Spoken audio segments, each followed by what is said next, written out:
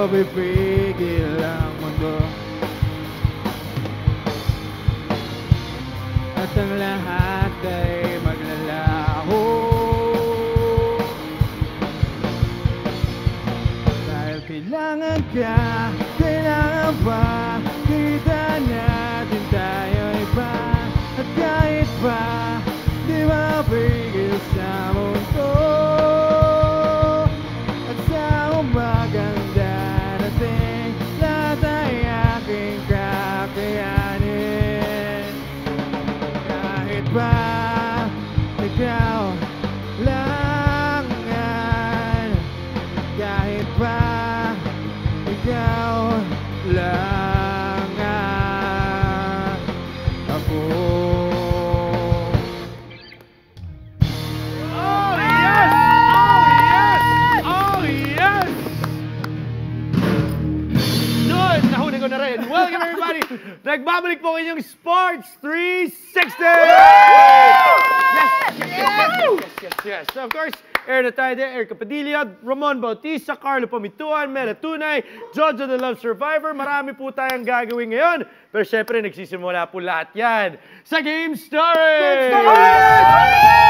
Stories of the week! Ano nga bang pinakamainit na balita sa mundo ng pamalakasan? Monday comeback champion si Dominic Cruz kontra kay TJ Dillashaw. At nung Tuesday naman, it's Game 2 for the Alaska Aces.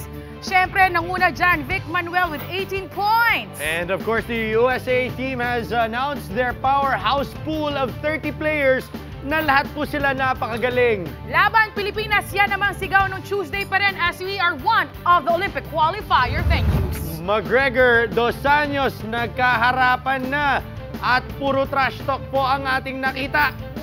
Naganap na nga po ang press con para sa nalalapit na Pacquiao Bradley 3 this coming April 9. A brand new team will be making their way into the PBA as the PBA board have approved the sale of Phoenix Petroleum buying Barako Bull. PBA D-League naman, nagbukas na muli nung Thursday. Congratulations to Kaida and UP Jam for the opening games. Kobe Bryant one more time at the NBA All-Star Game, getting the nod as one of the 10 starters. And Game 3 para si Alaska Aces sa Quezon. Vic Manuel na naman ang nanguna. That's 3 consecutive wins. Yes, Saturday, David Blatt wala na po bilang head coach ng Cleveland Cavaliers despite having the best record in the East. And ATP here in Manila, and all is happening exclusively on Sports 5. Iyan po ang inyong game stories, and of course, ang nanguna dyan sa lahat, right after all of that, nung Sabado, now we head on into Sunday, where the top story, of course, game number 4 ng inyong PBA Philippine Cup, where it was a phenomenal classic in the making basketball game. Grabe, what a game. What a game indeed. Comeback win for the San Miguel Beermen. Of course, a lot of people were expecting na ito na nga po ba ang pagtatapos dahil nga it was a very strong start for the Alaska Aces for that 3 consecutive wins. And to help us analyze it, we have Mr. Carlo Pamintuan. Carlo, your thoughts on the game bago natin pag-usapan yung series? I thought it was over twice. Akala ko nung lumang na nung 11 points yung Alaska in the final 2 minutes. I thought it was over. Yeah. I mean, ready na yung balloons eh. Sipin mo lahat ng lobo, isusupot nila isa-isa. Tapos ililipat pa nila sa ibang venue kasi hindi na tayo babalik sa Ultra. But San Miguel Beer with a 14-0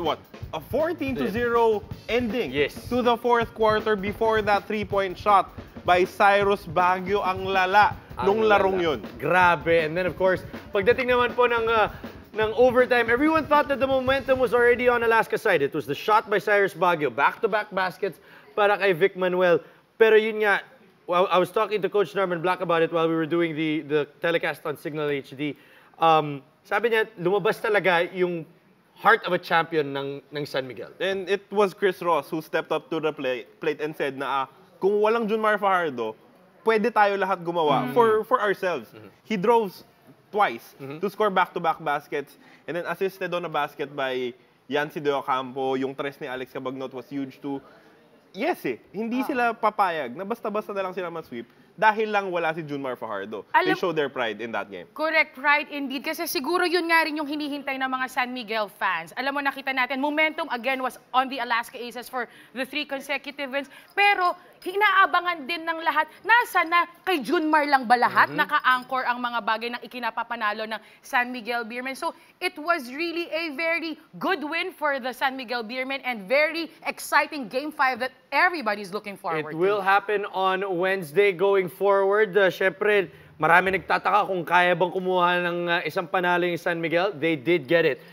Moving forward to game number 5, is momentum clearly on San Miguel's side? I don't think that going down 3, you can have momentum clearly on your side because you are fighting something that is in the PBA impossible. Yes. Wala pang nananalo coming from a 0-3 deficit. So, hanggang sigurong makatayan ng 3-3, momentum won't be on your side. But, one game at a time. That's the battle cry for those who are in these kinds of holes. And San Miguel Beer showed na, at least for that one game, they know how to beat the Alaska Aces without Junmar Fajardo. Ito na nga dahil just within the next week, matatapos na ang serye, magsisimula na ang commissioners. Pero ang tanong, who do you think is the most viable best player of the conference? Yan na. Well, we saw Junmar take home the best player of the conference. Moving forward, I mean, it's going to come down. Will we see that BPC come game number 5? At this point, I think hindi na dapat sila mag-rely on Junmar Fajardo returning. Because if he could play like, today, on a Sunday, siguro, I mean, if he could play on a Wednesday, siguro pwede na rin siya on a Sunday. Pero yung mga ganitong bagay kasi, and I appreciate what the San Miguel Beermen are doing. You're preserving Junmar for the long term. Yes. Kung ipilit mong ilaro yung knee na hindi 100%, yung swerte nyo yun na walang partial tear yung ACL or MCL, baka magkatotoo. So keep him close to your chest, and maybe, just maybe, if ever you get to that 7th game, Bakit hindi? baka doon mo pwedeng ilaro. Malay mo lang. Congratulations, of course, Congrats, to Junmar! Junmar Fajardo for taking home the best player of the conference honors, and congratulations to San Miguel for taking home game number 4. Hihinto muna tayo dito sa Sports 360. We have more when we return. It's so nice to be back. Kailangan pa, kita natin tayo ba? At kahit pa, hindi ba bigay sa mundo? Asawa kang darating. You're still watching Sports 360 here on TV5, and I'm sure karamihan sa mga nakatutok ngayon ay mga basketball fans. Kaya naman para sa inyo, babalikan natin ang mga naganap noong D-League opening. Panoorin ang mga highlights na ito.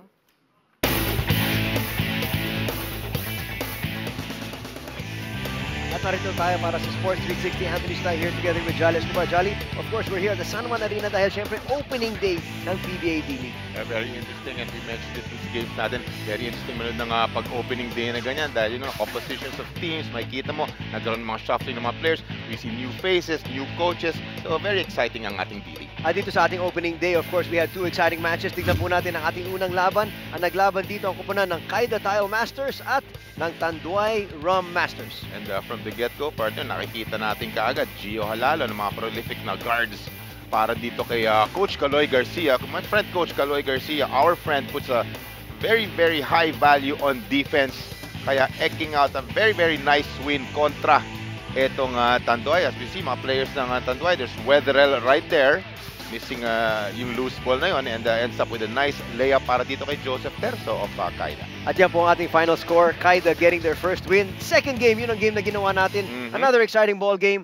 Nakita natin dito swinging from one side to the next, pero still, ang nakibabaw doon, ang kupunan ng Jam. Dahil sa taong yan, napakaganda ng ginawa. Itong si Raymond Aguilar, yung kanyang 3-pointer. Pero partner, we have to make mention of the nice first half of this NU squad. Pero yun na nga, nakapag-regroup, nakapag-settle down itong UP Jam liner, and they eked out that 5-point.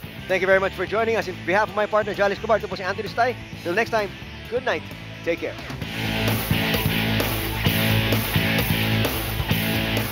There you have it, talaga nga namang opening pa lang, intense ng bakbakan sa ating D-League. And speaking of bakbakan, ito ang isang bakbakan na dumayo pa sa Manila. Talking about the Philippine ATP Cup Challenger na ginanap sa Rizal Sports Complex. At ang mga resulta ng mga larong yan sa singles final ay nanalo si Mikhail Yuzny of Russia laban kay Marco Ciudinelli of Switzerland with the score 6-4 and 6-4. Sa doubles final naman, nagwagi si Johan Brunstorm of Sweden and Frederick Nielsen ng Denmark na tinalo ang very own player natin na si Francis Alcantara and Christopher Rungkat of Indonesia with the score 6-2 and 6-2. At hindi dyan nagtatapos ang lahat dahil matapos ang basketball, ang tennis, pumunta naman tayo sa larangan ng boxing. Jojo, Yan. ang paborito natin player, si Manny Pacquiao. Ayan, Nako, oo. baka matuwa dito si Mami Jonisha. Kasi Bakit? isipin mo, last fight na daw na to. Farewell Okay. fight.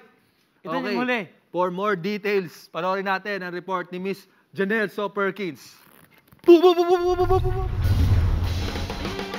Formal nang in-announce sa press ang sagupaang Manny Pacquiao versus Timothy Bradley Part 3. Nakatagdang magharap si People's Champ Pacquiao at Desert Storm Bradley sa ikatlong pagkakataon sa ikasyam ng Abril ngayong taon sa Las Vegas. Bulong-bulungan sa Crystal Ballroom ng Beverly Hills Hotel kung ito na nga ba ang huling laban ng reigning fighter of the decade na si Pacquiao. Tanong na sinagot mismo ng Pinoy boxing champion at congressman. I remember when I started boxing because I want to help my family, my mother. And now, I end my boxing career because I want to help my countrymen, the Filipino people. Manny, gaano kahirap yung naging desisyon mo para gawin na ito ang last fight mo? Mahirap din. Hindi ganun kadali. Matagal na rin ako sa boxing eh. Kumbaga, gusto ko nang mag-focus, tumulong sa tao, ipakita ang tunay na pagsiservisyo. And one final question, after boxing, what's next for Manny Pacquiao? After boxing, focus to help the people in the Philippines. I think Manny Pacquiao is the greatest fighter of his decade, of his era. He had 8 world championships. I'll never see that in my lifetime again. No one will duplicate that, man. That shows forever. I beat Manny Pacquiao. The torch is passed. He's on his way out. I'll be the face of the welterweight division. For him, he beats me again for the second time. He goes on to be one of the greatest fighters of this era, and he retires on a high. And I'm sure that's what he would like to do. February 15 ang simula ng training camp ni Bradley sa Palm Springs, California, habang sa Pilipinas naman sisimula ng unang leg ng training ni Pacquiao.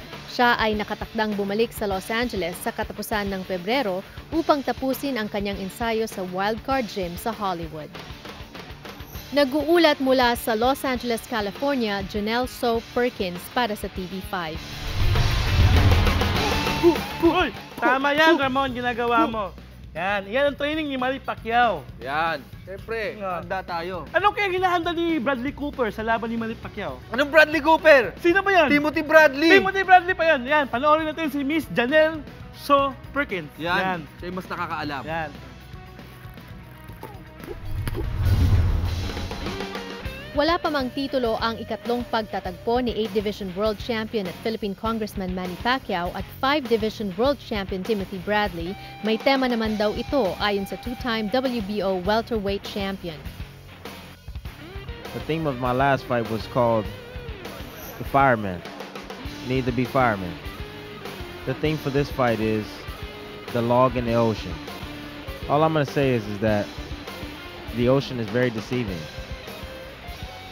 Very deceiving. Ayon kay Bradley, ito ang advantage ng kanilang muling pagtatagpo ni Pacquiao. Kilala na daw nila ang kilos ng bawat isa. Sometimes not knowing, it's nerve-wracking. And, you might not perform at your best when you don't know. But the fact that I know him, I could take advantage of his weaknesses. Exploiting Manny Pacquiao's weaknesses, what are those? Well, he's a dynamic fighter. Not a whole lot of weaknesses. Habang ayon naman kay Atlas, gagamitin nila ang mga advantages ni Bradley bilang building blocks laban kay Pacquiao. I saw things that we can do to be better and something to build on. At the end of the day, you just want something to put other things on top of. That fight for me was something that we could put other things on top of. Nakahanda naman daw si Pacquiao na harapin ang Bradley na mas mabilis, mas mabigat at mas mahusay kaysa sa Bradley na kanyang nakalaban noong nakaraang dalawang pagkakataon. Si Bradley kasi nag-improve yung style niya. Nakita natin doon sa last fight niya na mas marami na sa sumuntok, agresibo na. So, I believe na maka-create kami ng maraming action sa taas ng ring. Ano pa ang makikita ng mga tao sa iyo ngayon na hindi pa nila nakita before? Meron ba? Ang kailangan siguro, impressive win. Nag-uulat mula sa Los Angeles, California, Janelle So Perkins para sa TV5. Thank you so much, Miss Janelle So Perkins, ang ating correspondent all the way from the States. Kaya naman talaga kami dito sa Pilipinas, aabangan natin ang bakbakan na yan, Pacquiao and Bradley this coming April 9. Pero ngayon po, buksan na po muna natin ang usapan sa mundo ng NBA. Let's get on to the results ng ating mga recent na laro. Chicago Bulls defeated Cleveland Cavaliers sa score na 96-83 and Pau Gasol contributed 26 points, 10 rebounds, and 6 assists. Portland Trail Blazers defeated LA Lakers sa score na 121-103. Damian Lillard giving 36 points, 1 rebound, and 5 assists. Yay! Sacramento Kings defeated Indiana Pacers and DeMarcus Cousins, Boogie! 48 points po, 13 rebounds, Boogie! and 2 All-star. assists. Ngayon naman po, that's it for the results. We are all talking about the upcoming All-Star of the NBA happening in Toronto. And of course, here are the guys, Aaron and Carlo, to take it away. Sana nandun din ako this year. Sana. Sana may makabalik na ganon. naman ako, no? Ganon. Kasi yun, nagsisimula na po ang NBA All-Star Weekend. Of course, the starters have been announced. So 10 players on your screens have already been named. Of course, we start, of course, with the East. Dwayne Wade, Kyle Lowry, LeBron James, Paul George, and Carmelo Anthony will be joining Stephen Curry, Russell Westbrook, Kobe Bryant, Kevin Durant, and Kawhi Leonard. Ayan. Of course, syempre po dito sa starters, lahat po yan binoto. So, Carlo, we ask you flat out right now, nagkamali ba ang fans? Well, hindi naman magkakamali Hindi yung magkakamali fans yung eh. fans. Because kung sino yung gusto nilang mapanood as a starter, sila yung magsa-start. So it's a popularity contest. Yes. It will always be a popularity contest. Yung next 7 spots nung all-star teams, yun yung tatanong mo kung deserve ba niya or hindi. But you know, the first 5 is always, you know, who gives you the most entertainment. And by the looks of it, doon pa lang sa listahan, entertaining naman talaga yung 10 napili ng lahat ng NBA fans na bumoto all over the world. Oo, parang walang ano eh. Correction po, wala po si Chris Bosh doon. It is actually Paul George who made that list. And you see that and you're like, okay, wala pong sentro. walang magdi-defense sa buong laro na yan. Sino bang nanonood kasi ng defense Tama naman siya. sa All-Star Game? Tama naman siya. Kasi kung gano'n na lang, baka pwedeng pumasok si Roy Hibbert, gano'n? Oh, bakit? Nag-defense naman si Roy Hibbert niya. Well, Rudy Gobert, that's one guy that's been, of course, somebody that we've seen a lot of defense coming from, but we're not expecting that. We're expecting a lot of dunks, a lot of three-point shots. Siyempre, yung tanong ng mga tao ngayon, sino nga ba sa tingin namin ang dapat pasok dun sa 7 ng each side, the East and the West? Luckily, me and Carlo have 13 out of 14. Pick na parehas tayo. Okay, diba? okay. 13 of 14. So may isa lang tayo Okay. nagkaiba. So sa West, sa West, Draymond syempre, Green, Golden State Boys. Golden State Boys. Draymond Green, Klay Thompson. Okay. Harden, Ng Houston. Chris Paul of the Clippers. DeMarcus Cousins, Anthony Davis. Anthony Davis. So, Agreed. 6 yun. Agreed. 6 yun. Okay. So, Okay. punta muna tayo sa East. Sino sa'yo? Sa East muna tayo. Okay, East muna sige. tayo. East muna Jimmy tayo. Butler. Tama. Jimmy Butler. Tama. John Wall. Tama. Paul Millsap. Mhm. Chris Bosh. Tama. Andre Drummond. Mhm. Al Horford. Aha. DeMar DeRozan. So, 7 na yun. 7 na yun. So, may Buo isa na na, yun. oh, Buo na yun. Buo na yun. So, sa West. Kasi, sabi mo, dapat si Dirk. Oh, sabi ko si Dirk. dapat. Bakit si Dirk? Bakit Bakit hindi? bakit si Dirk? Bakit hindi? Kasi mga 40 na yata si Dirk. Ngayon, hindi na siya gumagawa ng 40. Sino sa'yo? 40 na siya ngayon. Sino sa'yo? Kahit sino na naka-Phoenix jersey, okay lang. Sino, pumili na lang po kayo doon, okay lang sa akin. But, you know, it's going to be interesting, no matter what, that everyone knows that Kobe Bryant will go for the MVP. Of course. And he will do everything in his power to get that MVP. And you know that his Western Conference All-Star teammates would want Kobe Bryant to Yes. exit with something special. And they will give it. They know that that he won't be able to get into the playoffs or finals anytime soon. But I mean, why not get an MVP? Ikaw, Erica, sa tingin mo? Akala ko nga hindi nyo na ako papansinin eh. Kasi akala ko imbis na kayo na maglaro. Ikaw kasi nagsabi, let's hand you on over to... Oo nga, tama no? Pero yung camera kasi nagpapan din sa akin. So, mas maganda ka sa amin eh. Hindi, para sa akin, I'm just really very happy to see the lineup really of a range. Yes. You have the young ones, of course, the Kobe Bryant taking on the veteran range. And Or yung nasa sinabi gitna, mo kanina, Tanders. Tanders. Quote-unquote Tanders. Tapos yung nasa gitna, of course, yung papunta pa lang doon. So I really think it's gonna be a very entertaining all-star. Pero tama, I'm not really a Kobe Bryant fan. Pero of course, sa kagwapuhan niya, sigurado ako marami din babaeng bumoto sa kanya. Wow. And yes, he will definitely be getting the MVP without a doubt, with that votes. No, we know Diba? that he will be in the that, running to win the MVP. We'll have to wait and see But how of course, the game Steph Curry, thank you so much for being there. Siya ang talaga gusto kong makita. And on that note, Gap. Yes, Babalik po we ang will Sports be coming 360. Kailangan pa, kita natin tayo'y ba? At kahit pa, hindi mapigil sa mundo.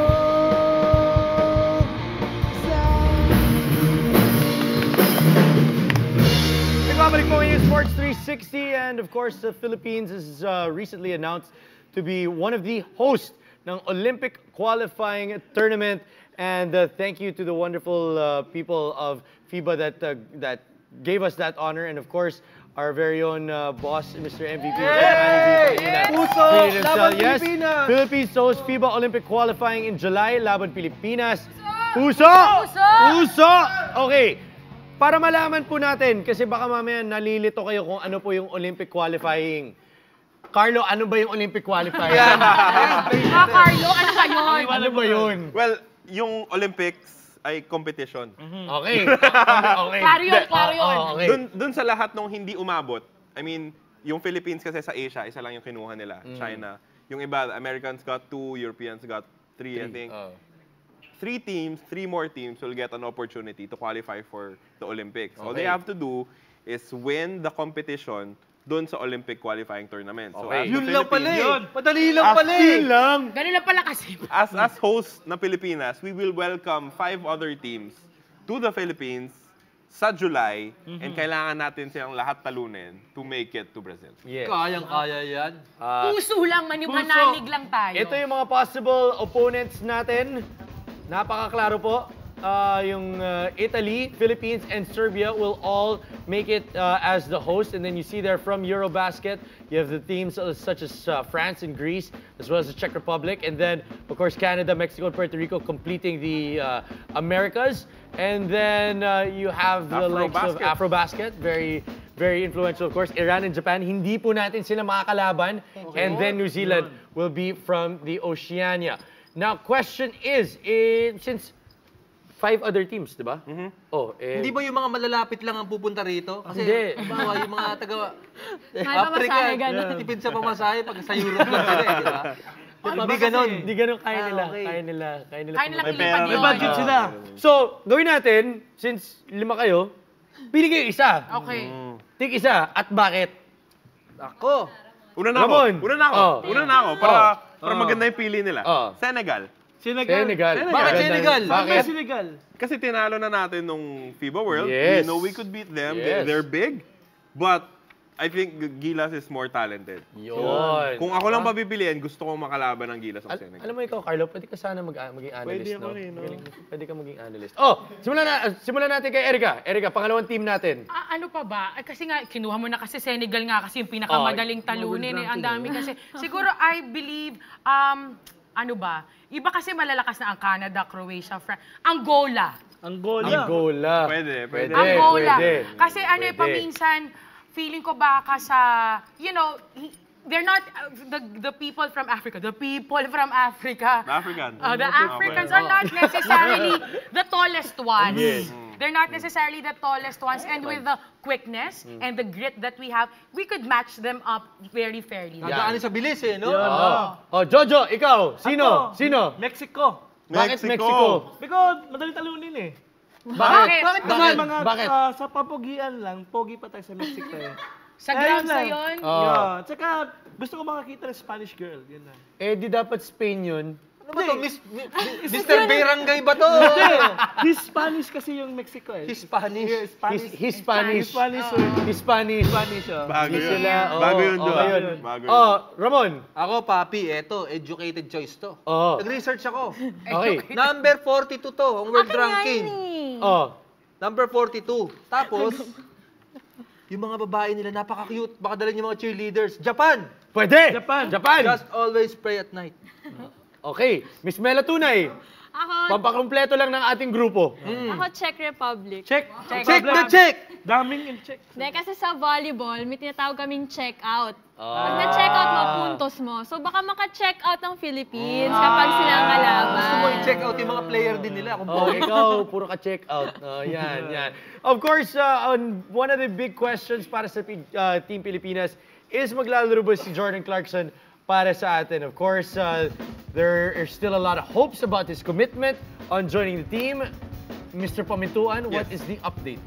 Walang update Walang ngayon update. kay Jordan Clarkson because you can't expect an answer from him while tuloy pa rin yung NBA season. Yes. Kasi it will be, medyo conflict of interest na iniisip mo na matatanggal yung Lakers or some other thing before you are able to commit. But of course, alam mo, the heart of Jordan Clarkson as a Filipino talagang namamayagpag pa rin because in spite of the circumstances, he expressed his willingness to really help our Gilas Pilipinas on our way to Rio Olympics. At para matahilan po lahat, if the rookie-sophomore game goes the way that it did last year, who knows, we might see Jordan Clarkson wearing a Pilipinas jersey. World or US? Yun yung Malaking magandang tanong. tanong. Yun yung magandang tanong. We'll find out when we return. We have more Sports 360 sa aming pagbabalik.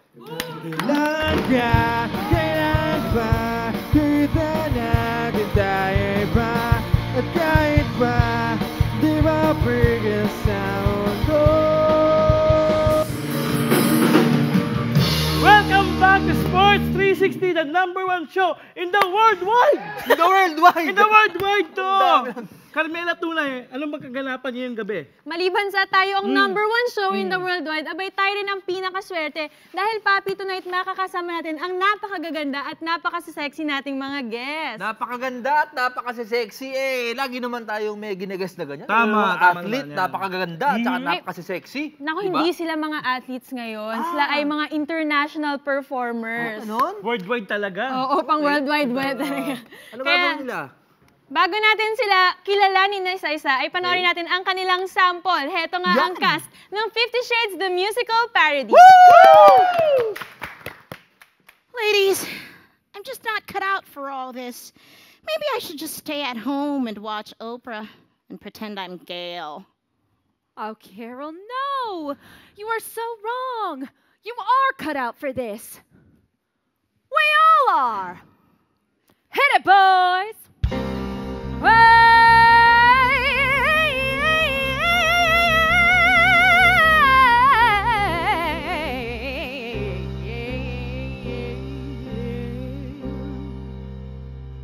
I used to live my life knowing wrong from right, doing everything. Life was also black and white, but here's the big decision that I have made. I'm gonna open my eyes and see all 50 shades. 50 shades. Oh, you gotta see 'em. 50 shades. And then we gotta be 'em. 50 shades. All the colors of the rainbow. Oh, that was really wrong.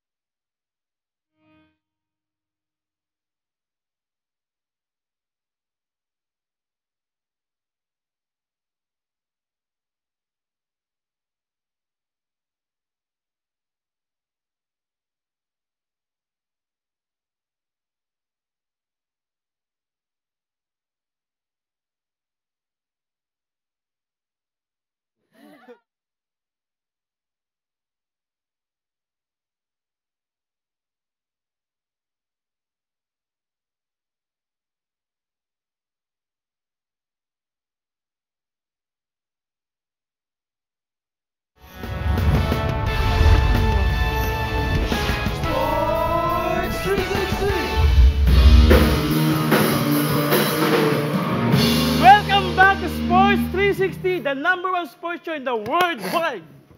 Yan, Carmela Tunay. Ano bang kaganapan niyo yung gabi? Ayan, Joe, maliban sa tayo ang #1 show in the worldwide, abay tayo rin ang pinakaswerte dahil magkakaroon tayo ng napakagaganda, napakapupogi at napakasisexy ng mga guests tonight, Papi. Pero anong iba dito sa mga guests natin dahil lagi naman tayo may nag-guest ng napakaganda at napaka mga sexy. Katulad mo. Oh, yan, oh. Hi. Mga athlete, di ba? Ay, hindi sila athlete, Ay, Papi. di ba? Ang Yan. pagkakaiba nila, sila ay international performers. Wow. Kaya pala, the worldwide. The worldwide, the best in the worldwide. Kaya para makilala natin sila isa't isa, panoorin natin ang kanilang performance. Let's all welcome the 50 Shades musical parody. Woo! Ladies, I'm just not cut out for all this. Maybe I should just stay at home and watch Oprah and pretend I'm Gail. Oh, Carol, no. You are so wrong. You are cut out for this. We all are. Hit it, boys.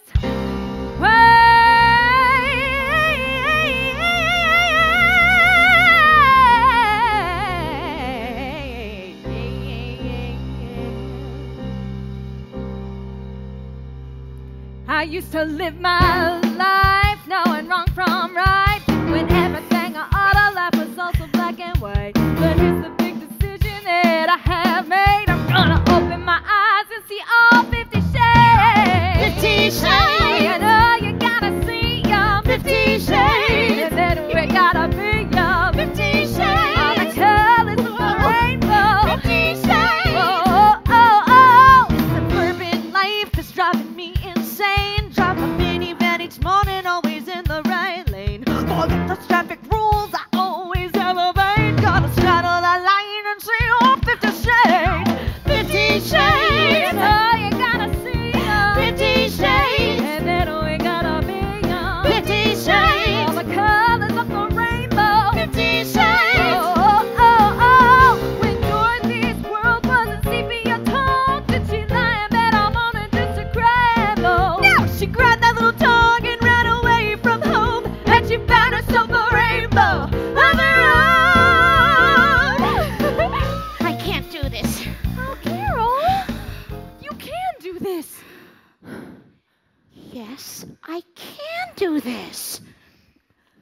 I've been in my house all night and day, feeling sorry for myself and drinking Chardonnay. But I wanna get out, maybe even get laid. Gonna open my eyes and see all 50 shades, 50 shades. Oh, you know you gotta see your 50 shades. And then we gotta be your 50 shades. All the colors of the rainbow. 50 shades. Oh, oh, oh.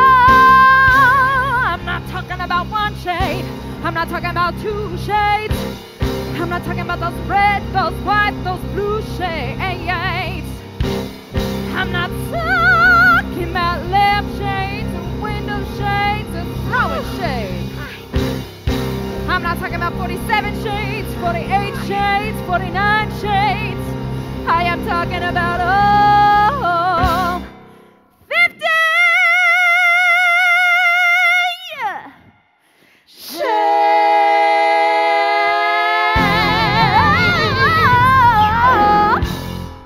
All right.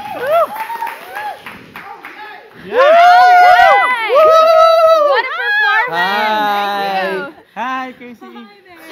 You know her Yeah. name You know her already. name. Hi guys! Hi. Let's go to the Yo, middle. yo, yo. Dito ko sa gitna. Yeah. Dito lang ako. Ayan, let's get to know them. They are the cast of the 50 Shades, the musical parody. Hi, what's your name? My name's Casey Renee Rogers. I play the inner goddess. Wow, this is a I goddess play the indeed. goddess too. I'm between Escalante. Obviously, I'm the outer goddess. Book club ladies. Siyempre, Miss Between Escalante. And you are? My name is Chloe Williamson. I play Pam, one of the book Pam. club ladies. And you? I'm Caitlin Fratton. I play Bev and Catherine Kavanaugh. Yeah. How about you? You, Dad. I'm Isaac Sala. I play the abs. Your body's a wonderland. I want to play with it. Yeah. Just touch it. Just touch it. Ayok. Hey, when you grow abs like that, what sport do you play? Or I actually come play naturally? circus, so I'm an acrobat. I do Uh-huh. acrobatics, yes. But I did play a lot of soccer when I was a kid. Yeah, really. And how about you? How'd you get a body like that? Are you into sports or something? Yeah, I'm actually a fitness teacher. Mhm. So Yeah. I teach spin. That whips you into shape real quick. Boot camp, yoga, everything. I'm actually launching a fitness blog / vlog that'll open with the show. Very sexy, very funny, just like the show. Ramon, you have to follow that. Yeah, I will follow that indeed. But first, let's get to know their director. Yeah. Okay, let's call him Direct Al. Direct Al, what's up? Direct Al, you play any sports? You know, just love. Just love. It's the #1 sport in the Yeah, Philippines. Yeah, #1 sport. Yeah, tell us more about the play. Because, you know, 50 Shades is like about dating and love. It's #1 sport here. It is the #1 sport here, and we open February 12th. The show opens February 12th, so it's a great Valentine's Day gift, guys. If you're looking for something to get your ladies and get them in the mood, this is a perfect show for that. Awesome. And of course, this is like a world-class presentation. We have like world-class talents and our very own Miss Bituin Escalante. Ma'am. Sir. Miss Between, so what can we expect from this performance, from this show? What makes it different from the movie itself? Oh, well, there's music in this and there's a lot of laughs, but expect the same sexy, expect the same dirty. Woo! I like Ready that, for I like that. The time slot is perfect, yeah. Sexy and dirty, just, oh yes. the Oh, best. the band's getting into this, yeah. We'll see you there. Yeah. How about the other ladies? Please invite them to watch your musical play. Oh, please come. It's a lot of laughs. It's really fun, very sexy, very funny.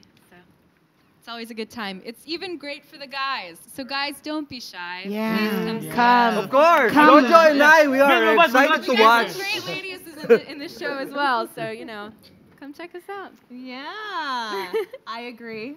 I also would like to add that I love adobo. Adobo! I like adobo. So you've been around Manila?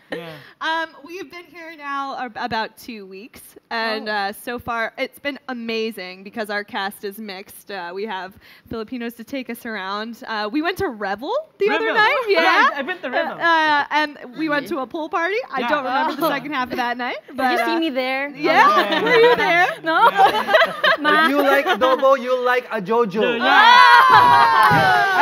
I'm single and ready to mingle. If you want. I didn't see you on Tinder. Okay. I'm in live. How about you, Zach? What's your most unforgettable moment in the Philippines so far?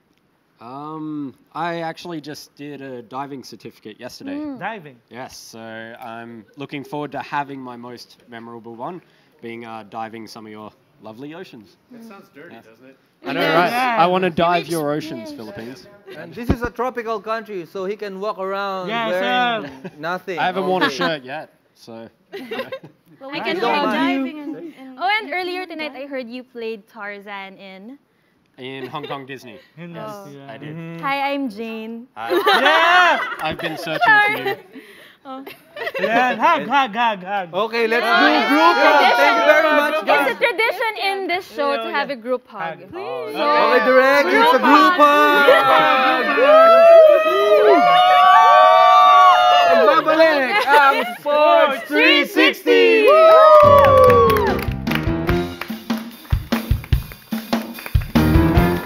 Thank you very much.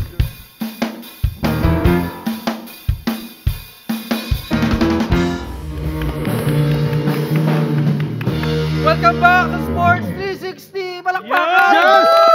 Clap hands! Nako, Jojo, Twitter ka ba? Ano? Twitter ka ba? Bakit? Kasi trending ka sa puso ko. Yeah. Yan. Okay. Ito naman, panoorin natin dito sa Watching, ang pinaka-trending na videos na may kinalaman sa sports. Panoorin natin to. What's it? Watching. Ayan! Hindi, may magpi-free throw. Pero may mga... Hoy, may bata! Ayan. The Ang laki naman ng greatest bata. distraction Yun! ever. Ayan, Basta namin nag-BTS tiis, okay tuloy. lang. Panoorin natin ulit yun in slow motion. Pwede. Ayan.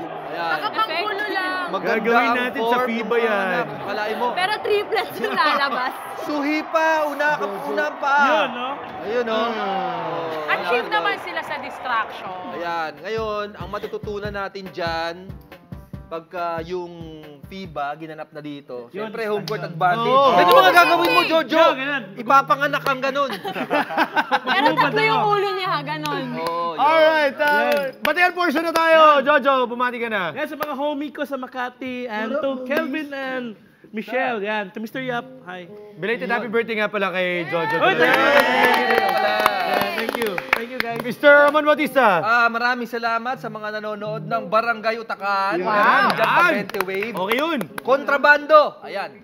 Nasa mapanghusgang mundo ng internet yan. Miss Erica Padilla. Thank you so much, Gold Gym, Life Yoga, and of course, Yossi Samra for my flats. Yeah. Mela Tunay. Pabo lang pangarap ko. Panoorin niyo po ang UST sa UAAP opening po February 2 p.m. Alright, Mr. Carlo Paminduan. Sports5.ph, basa ng articles. Yes. Mr. Aaron Atayde. Ako. May babatiin ka na ba? Wala. Nabati ko lang po kayo lahat. Thank you guys. 2016 para sa Sports 360 will be absolutely amazing. We can't wait to spend every Sunday with you guys. But until that time, ladies and gentlemen, syempre, nasa puso ng lahat ng tao pagdating sa Sports 360. I'm Ben Troimers. Take it away! Kailangan ka, kailangan pa, dito natin tayo iba, at kahit pa, di ba bigil